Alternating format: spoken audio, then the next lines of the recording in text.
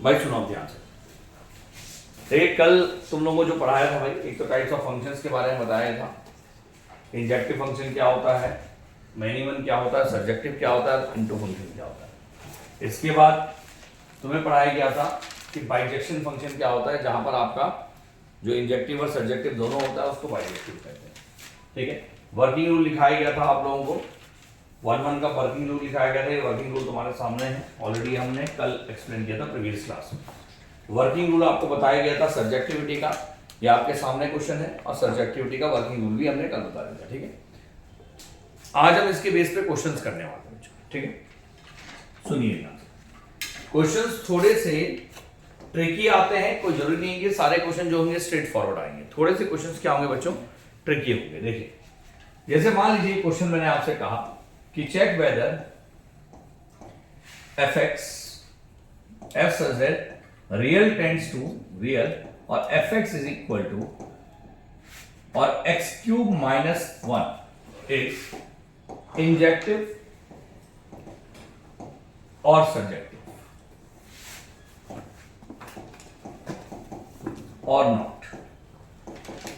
ठीक है भाई, या तो वो इंजेक्टिव होगा या वो नहीं होगा, या सब्जेक्टिव होगा या नहीं होगा। ठीक है, मुझे चेक करना है वेदर इट इज इंजेक्टिव और नॉट। अब सुनिए ध्यान से बच्चों, इसको चेक करने के लिए हमने करना क्या है, प्रोसेस बिल्कुल वही है जो मैंने आपको बताया था। और याद रखना, देखो बच्चों क्या होता है, कुछ क्वेश्चंस तो ऐसे होते हैं जहां पर प्रोसेस काम आते हैं, पर कुछ प्रश्न ऐसे होते हैं जहां पर हम प्रोसेस की बात नहीं करते। रीजन क्या है, वहां पर हमें लैंग्वेज में जाना पड़ता है।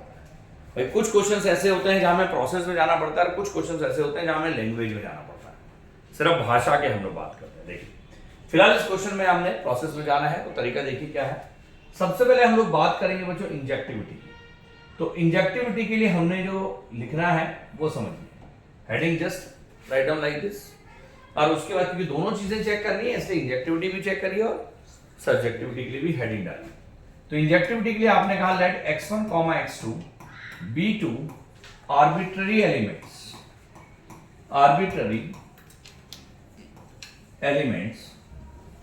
in domain। तो यानी कि रियल नंबर में हमने दो आर्बिट्री एलिमेंट मान लिया, x1 और x2। और उसके बाद हमने क्या प्रोसेस किया, fx1 को उठा करके fx2 के बराबर कर दिया। अब जब हम बात करते हैं बच्चों fx1 की, तो यानी कि मतलब क्या हुआ, x1 का cube minus 1 is equal to x2 का क्यूब माइनस 1। बोलो ठीक कह रहा हूं जी सर। भाई, माइनस वन हट गया, यानी कि यहां पर कितना है बच्चे तेरे पास, x1 का cube is equal to x2 का क्यूब। अब होता क्या है कि जब भी क्यूब हटता है तो प्लस माइनस नहीं आएगा। प्लस माइनस सिर्फ कब आता है भाई, स्क्वायर में, स्क्वायर के केस में, या किसी पावर इवन पावर में, पावर 4 में प्लस माइनस आता है। तो यानी कि यहां पर x1 इज इक्वल टू क्या आ गया, x2 आ गया। मतलब ये हुआ कि जब आपने fx1 को fx2 रखा, जब आपने fx1 को fx2 के बराबर रखा, तो इंप्लाइज मतलब गिव्स x1 बराबर x2 मिला नहीं मिला दे, यस सर। प्लस माइनस तो आएगा नहीं। तो x1 बराबर x2 for all x1, x2 belongs to real number. बोलो ठीक कह रहा हूं भाई, हर एक x1, x2 रियल नंबर के लिए fx1 को जब fx2 रखा तो सिर्फ क्या मिल रहा है मुझे, x1 बराबर x2 मिल रहा है।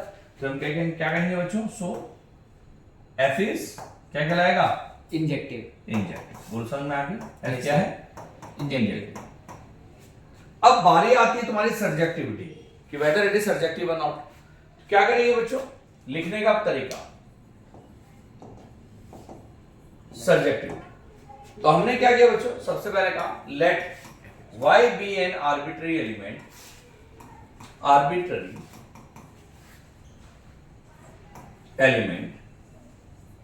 in real number. को डोमेन में एक आर्बिट्री एलिमेंट y मान लिया।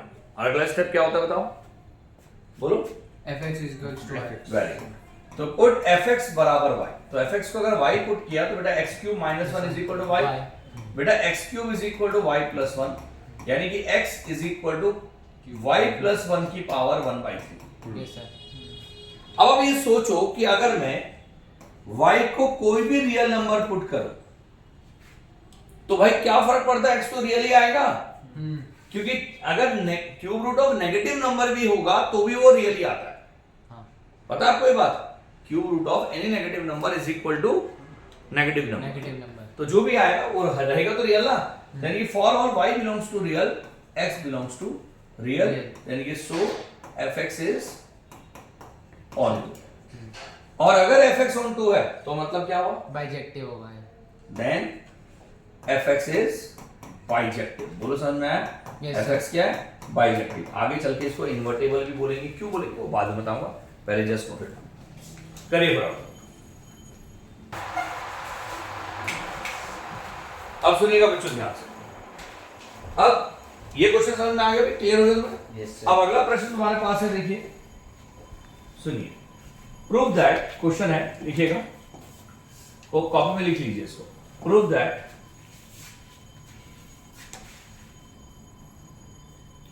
f such that n tends to n. Prove that the function f such that natural tends to natural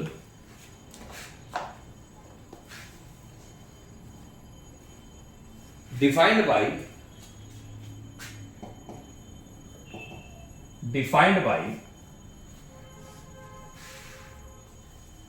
fx is equal to x square plus x plus 1.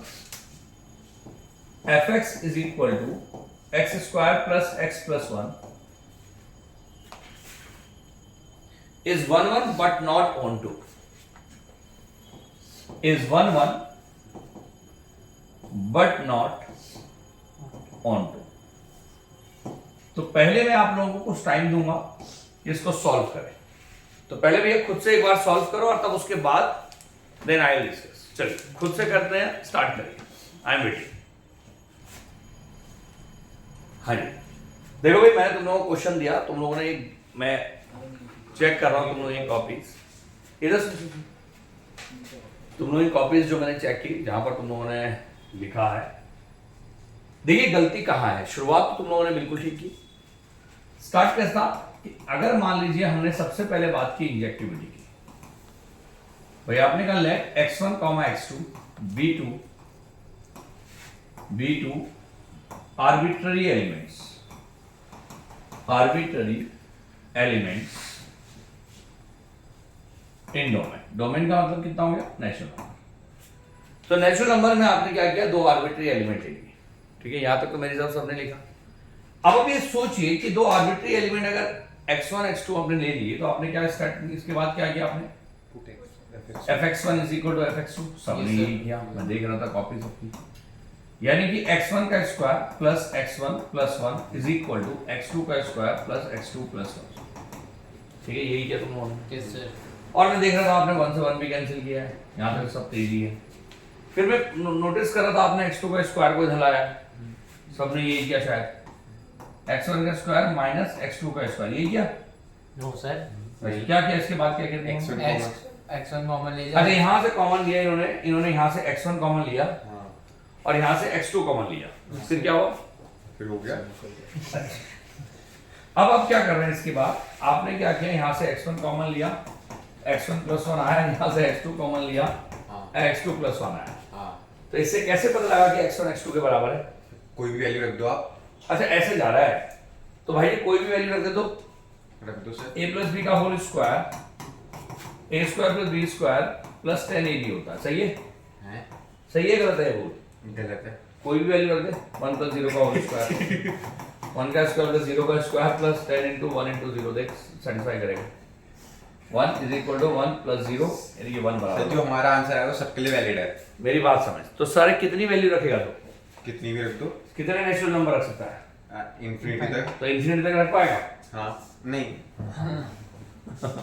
बात समझ, universally कोई चीज true होनी चाहिए तो उसके लिए आप एग्जांपल लेके नहीं कर सकते, आपको वैलिडिटी बतानी पड़ेगी। इसीलिए मैंने सबकी कॉपी देख के बोला कि ये गलत है। अब सुनिए, आपने x2 का स्क्वायर को जलाया, x1 square minus x2 square plus x1 minus x2 is equal to 0। भाई वीडियो को पॉज कर देता हूं जब भी बच्चे क्वेश्चन कर रहे होते हैं, ठीक है, ताकि अन्यथा ना चले। वो देखिए, अब x1 का स्क्वायर माइनस x2 का square plus x1 minus x2 is equal to 0। समझ में आया नहीं आया? Yes sir. फिर यहां पर हमने क्या किया, x1 माइनस x2 और x1 प्लस x2 कर दिया, बोलो ठीक है। Yes, प्लस का x1 माइनस x2 कर दिया and that will be equal to 0 अब दोनों में से x1 माइनस x2 ले ले कॉमन, क्या बचेगा x1 प्लस x2 प्लस 1, बोलो ठीक कह रहा हूं, बराबर 0। Yes sir.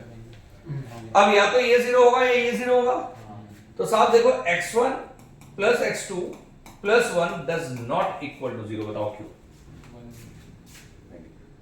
x1 plus x2 plus 1 does not equal to 0, reason बताओ क्यों?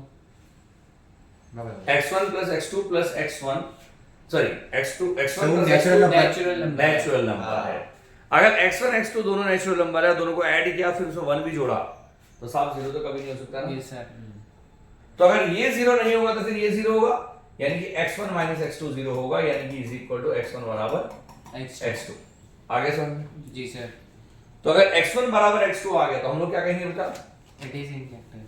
मतलब आप रीजन लिखेंगे कि fx1 को जब fx2 के बराबर पुट किया गया तो implies x1 बराबर x2 for all x1, x2 belongs to natural number, तो so fx is injective।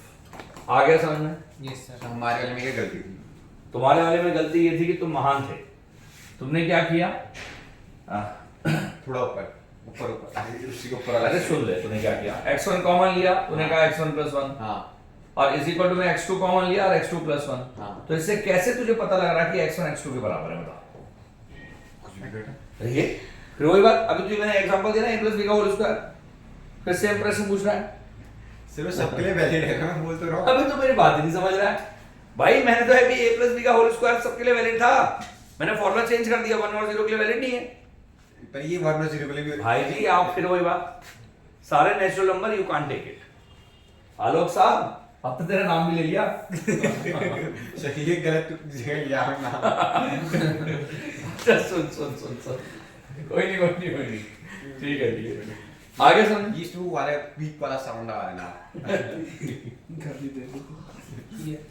अब देखो भाई ध्यान से बस। अब इसके बाद सब्जेक्टिविटी की हम बात करते हैं। भाई ये तो कंफर्म हो गया कि इंजेक्टिव नहीं है, नहीं है, इंजेक्टिव है। हाँ। अब सब्जेक्टिविटी को चेक करने के लिए हमने क्या कहा? Let Y be y be an arbitrary elements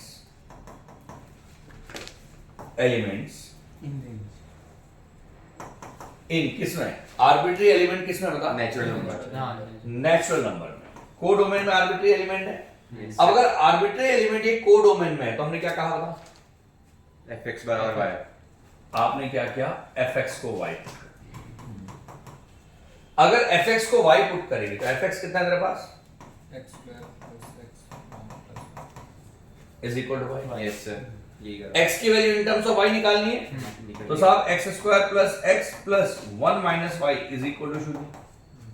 हाँ भाई x की टर्म में क्वाड्रेटिक बन रही है, 1 माइनस y को कांस्टेंट की तरह ट्रीट करो, तो सोचिए x बराबर कितना आएगा? -1 प्लस माइनस, अच्छा प्लस माइनस नहीं आएगा, सिर्फ प्लस आएगा, बता क्यों? सर नेचुरल नंबर है। नेचुरल नंबर है। Under root of b square minus 4ac, तो 1 का स्क्वायर माइनस 4, a मतलब 1 और c मतलब 1 माइनस y, और अपॉन में कितना आएगा? 2a। आ गया?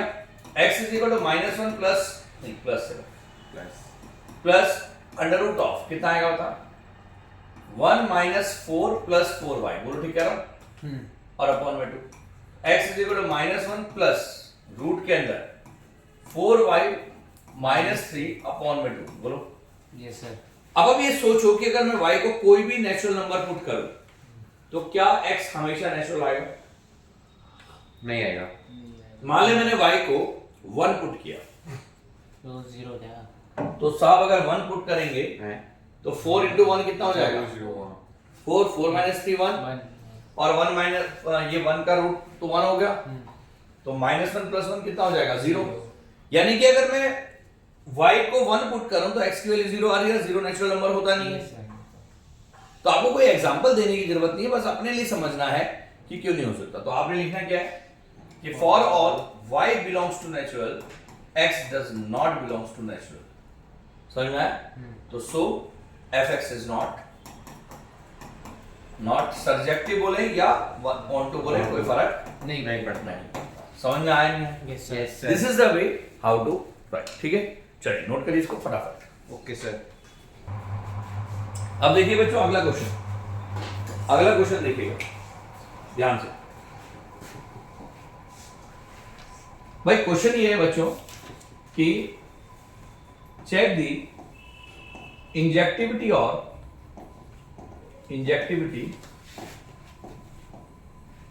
And subjectivity of f such that real tends to real। देख लीजिए क्वेश्चन क्या है, real tends to real if number 1 fx बराबर mod x और नंबर 2 fx बराबर ग्रेटेस्ट इंटीजर फंक्शन x। अब मैंने आपसे पहले भी कहा था कि कुछ क्वेश्चंस ऐसे होते हैं जहां पर आपको एक मेथड के हिसाब से चलना पड़ता है, जैसे स्टेप्स मैंने आपको बताए थे, और कुछ प्रश्न ऐसे होते हैं बच्चों जहां पर आपको थोड़ा डेफिनेशन के हिसाब से चलना पड़ता है, जो आपके 1-1 और 1-2 की डेफिनेशन है, ठीक है, उसके हिसाब से चलना पड़ता है। वो इनमें से एक क्वेश्चन ही है। देखिए अब मान लीजिए सॉल्यूशन पहला है fx बराबर mod x। कौन सा है? fx बराबर mod x की हम बात कर रहे हैं, रियल टू रियल में फंक्शन है, यानी कि f such that real tends to real और fx बराबर mod x को हमने 1-1 ऑन टू चेक करना है। तो सबसे पहले काम हमने क्या करना है, इंजेक्टिविटी को चेक करना है। Now we need to check it whether it is injective और नॉट।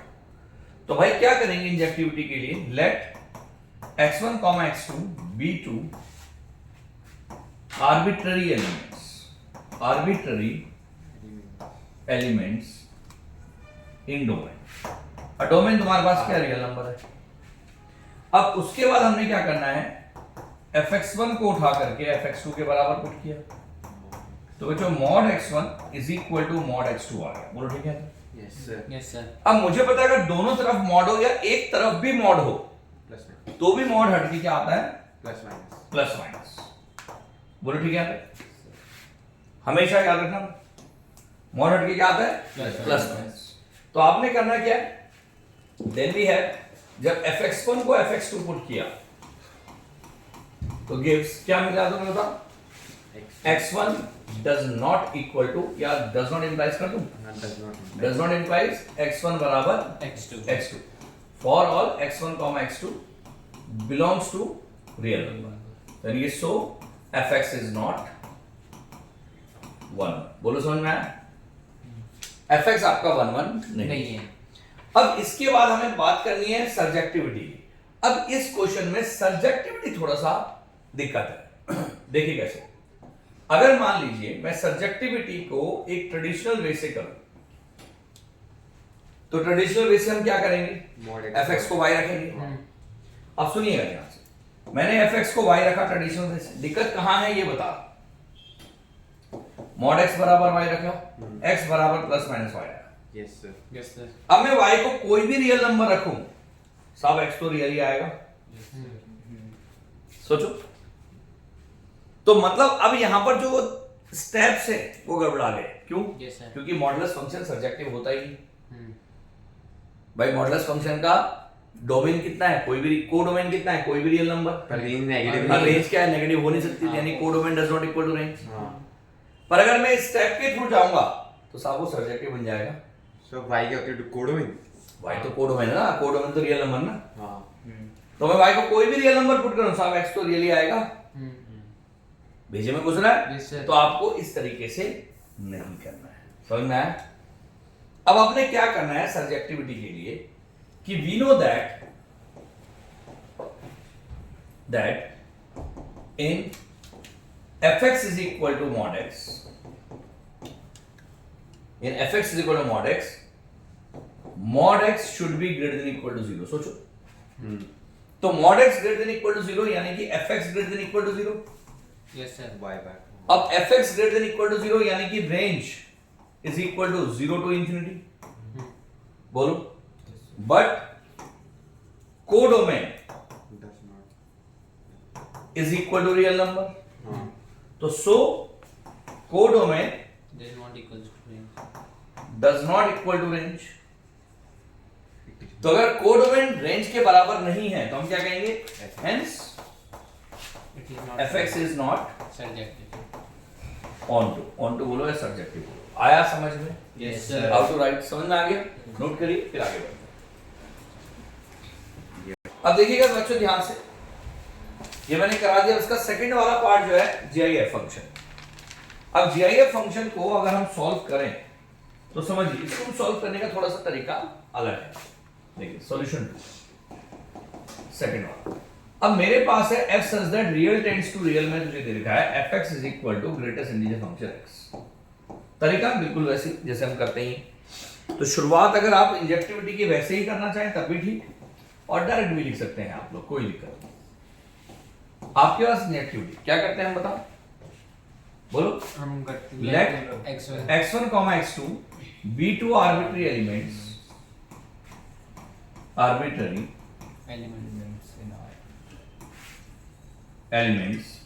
in domain, डोमेन कितना है? 0। उसके बाद आपने क्या करना है, fx1 को fx2 के बराबर पुट करना है, यानी कि GIF of x1 is equal to GIF of x2। बस इसके बाद, क्योंकि जनरली मॉड होता है तो हम प्लस माइनस करते हैं, पर यहां पर ऐसा कुछ नहीं है। तो फिर ऐसा कुछ नहीं है तो हम क्या करेंगे, देखिए अब हमने क्या करना है, fx1 को fx2 रखा, यानी कि GIF of x1 is equal to GIF of x2। आपने सिर्फ ये लिखना है कि implies x1 does not equal to x2 for all x1, x2 belongs to real number. और इसके बाद अगर इसी में आप लोग एग्जांपल दें तो ज्यादा बेटर है। इधर देखो एग्जाम्पल क्या दें कि लेट x1 बराबर 2.1, बोलो ठीक है, Yes sir. एंड x2 बराबर 2.7। अब GIF of 2.1 is equal to GIF of 2.7, but दोनों का GIF तो सेम है ना, दोनों की वैल्यू 2 है, Yes.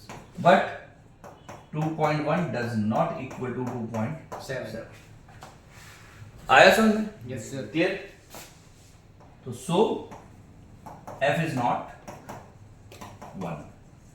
और इसको भी अगर हम लोग सब्जेक्टिविटी के हिसाब से करेंगे तो साहब नहीं हो पाएगा, क्योंकि GIF को अगर आप y लिखेंगे भी तो साहब x की वैल्यू y के टर्म में निकालेंगे कैसे? Yes sir.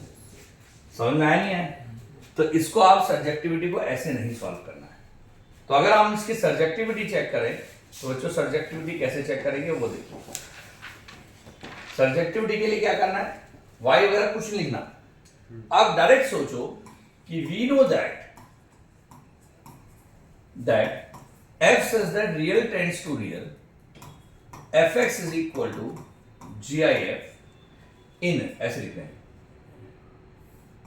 in f says that real tends to real और fx is equal to GIF, range is equal to integer। सोचो Yes sir. Yes. रेंज क्या है, set of integers, set of Integer. Integers पूरा लिखना। अब या तो capital I लिख दो या सेट ऑफ इंटीजर्स लिख दो, but codomain, Does not equal. अरे कोडोमेन बराबर रियल नंबर है ना, हाँ. तो यानी कि then we have codomain Not equal to range. Does not equal to range, यानी कि so f is not onto. On to. समझ में आया लिखने का पैटर्न? Yes sir. देखो यार बड़ी इंपॉर्टेंट चीज है कि आप लिखते क्या हो। अगर 3 नंबर का क्वेश्चन ही आता है तो हम कैसे इसको लिखते हैं, बोलो समझ में आ गया? जी सर. ये अब इसको आपने क्या करना है, ट्राई करना है, ठीक है, और कल हम बाकी क्वेश्चंस करेंगे, थोड़ा अच्छे लेवल के क्वेश्चन करेंगे। चलिए थैंक यू सर।